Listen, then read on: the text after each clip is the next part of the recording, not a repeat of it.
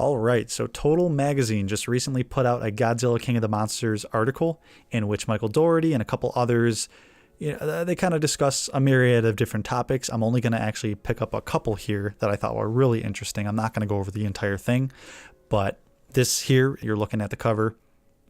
It doesn't appear to be any sort of screen grab. It just looks like a piece of digital art. Very awesome. Now, this is a screen grab in the cover story here. This is a image of, obviously, Godzilla and King Ghidorah having a bit of a domestic. Look like they're, trying to figure out who ate the last donut here. But in all honesty, a huge sense of scale. You got Ghidorah wrapped around that high rise. It actually looks as though Ghidorah appears to be in a little bit of pain, if you ask me. Where his other two heads are, we don't know. It kind of looks like one's down there. Maybe Godzilla's got one occupied, whether with his hand or his foot. Sounds painful, but awesome shot here.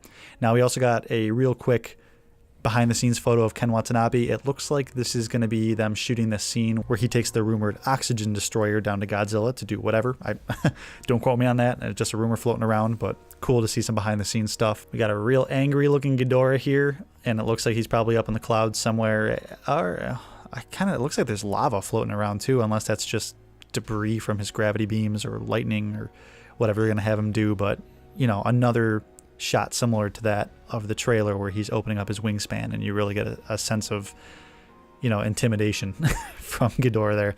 Now, this I found to be the most interesting. They're talking about not having dumb monsters. I'll read the series, but rather creatures who are thousands, if not potentially millions of years old, who have their own memories and even grudges.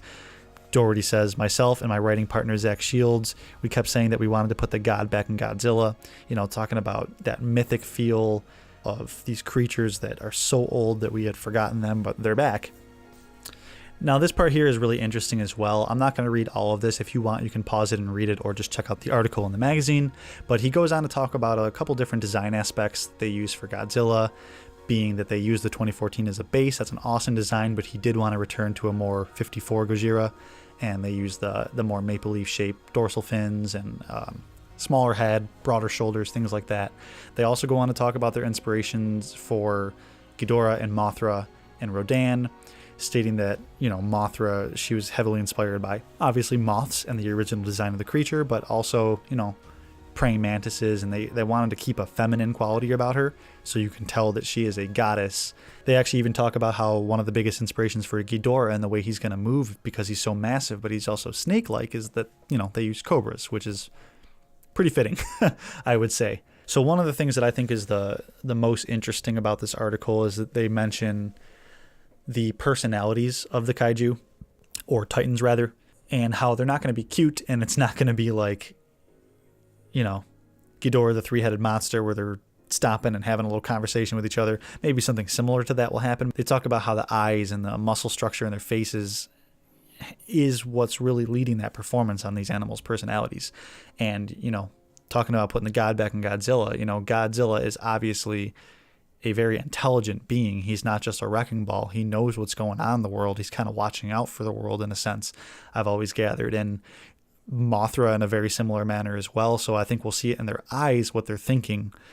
They might even do something similar, like I said, to where they do communicate in some sort of way, but it's not going to be, Godzilla going, and Mothra chirping and Ghidorah chirping back, and then Rodan looking between Ghidorah and Mothra and Godzilla as to whose side to pick. It's not going to be anything like that, but they are going to show them communicate in some sort of way. So that's what I found to be the most interesting.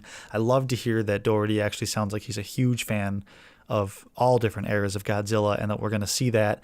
And I'm hoping it's not going to be tacky. I don't think that the film is going to be tacky, but everything I'm hearing so far, from their design choices to the personalities of the Titans and everything so far, just looks fantastic. So this is a short video here. Let me know what you guys think about the movie. Are you excited for it? What are you most excited about? Does this excite you, hearing that Dougherty's putting this much detail and thought and passion into this project? I just want to know what you guys think in the comment section down below. Like and subscribe if you haven't already, and I'll talk to you in the next one. Bye.